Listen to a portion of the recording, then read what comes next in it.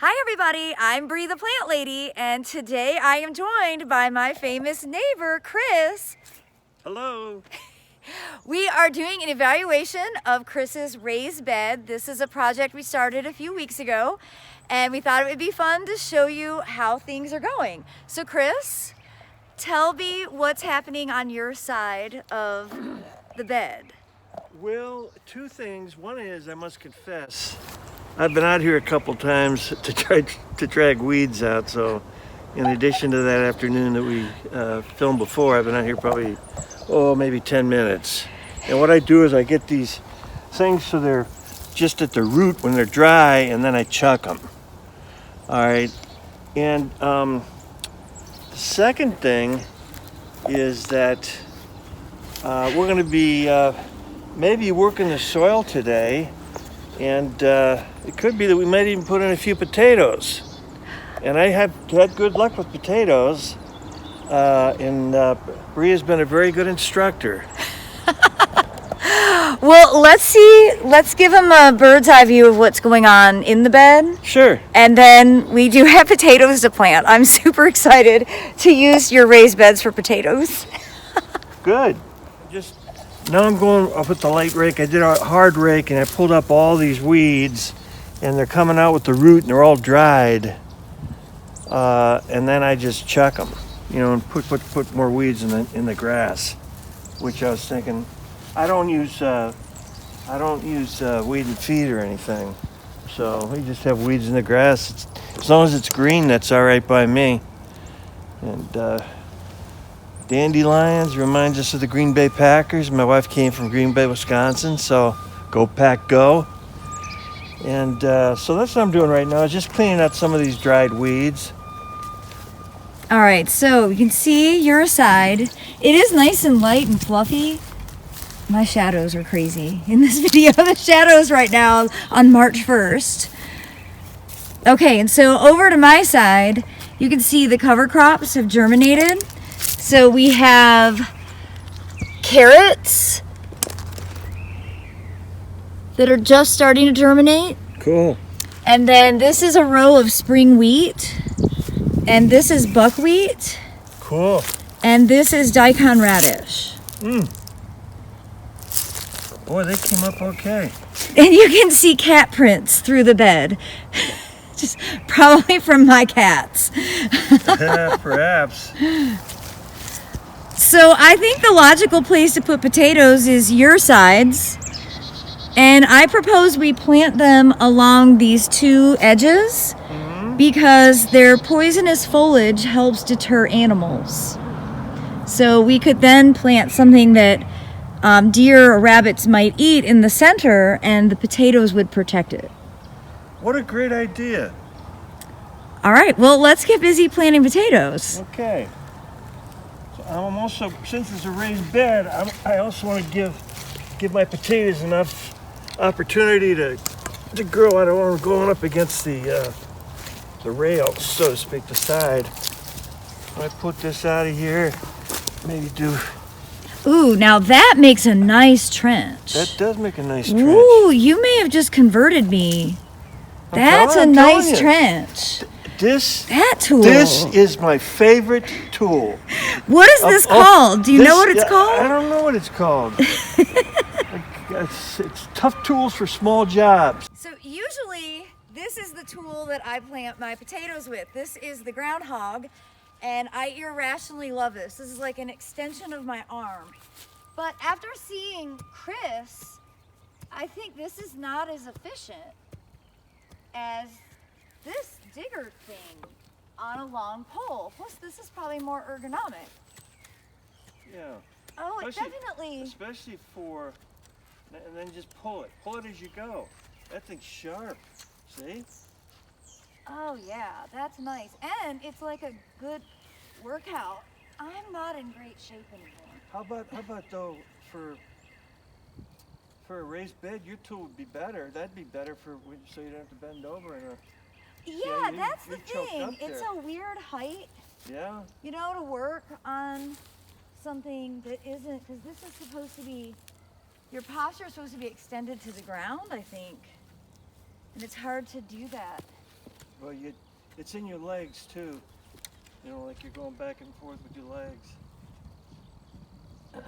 Well, it does make a really nice trench.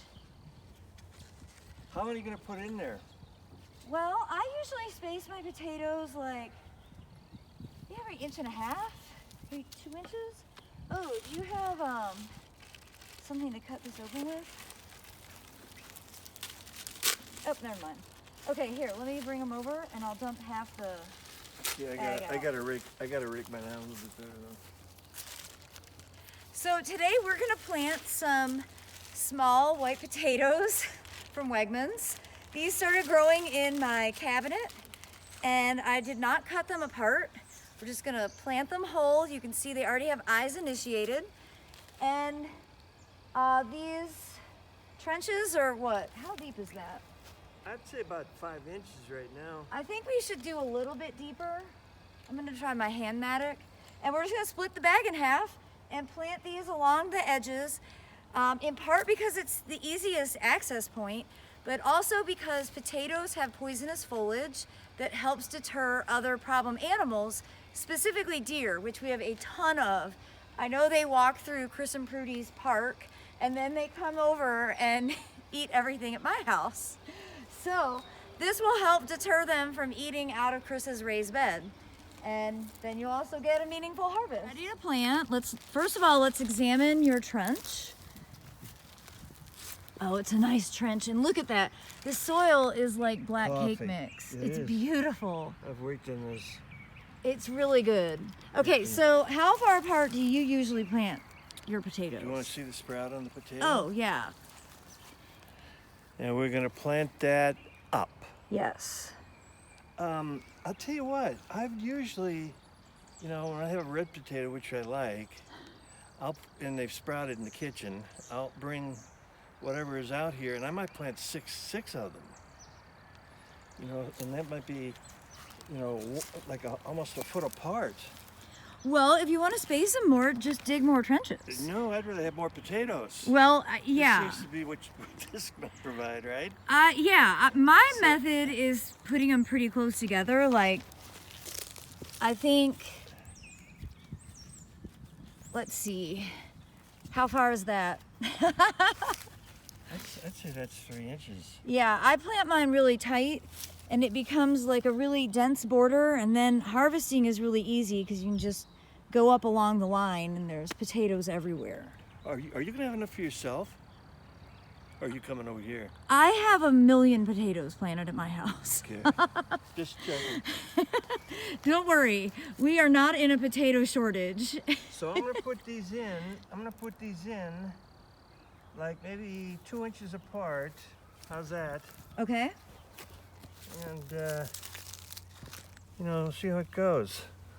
Because I like the idea of having a border for the varmints, for the deer, that come in here. They use this as a salad bar and then walk along right here to our neighbor feeds them. He's got a corn bin. So they have a regular route. We've watched them. So this is really going to help keep them away. That's good news.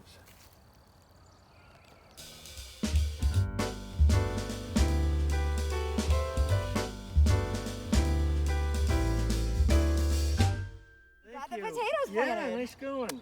That was actually a shocking amount of potatoes.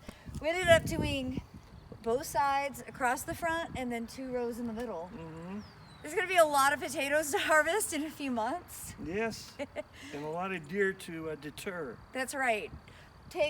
Now they just know where their corn is. Yeah. This guy feeding corn to the deer and on the way through our garden like a salad bar, I do, because they do the same thing at my house. Jeepers. Yes. Why are we even doing this except they don't like potatoes? That's right. And, through the course of the summer, we'll be able to grow other things too. Well, I can't wait to show updates from Chris's raised bed. Yeah. I think so far our experiment is going really well. It's actually not so much of an experiment as it is just like a... Fun. It's so much fun. Yeah, it is fun. It's just, a new activity. Yes. So we've got half the bed planted in potatoes, the other half planted in the original planting of cover crops. And everything's doing great here in Central North Carolina, Zone 7 on the first day of March. I hope you will subscribe and like this video, share it with your friends, and as always, thanks so much for watching.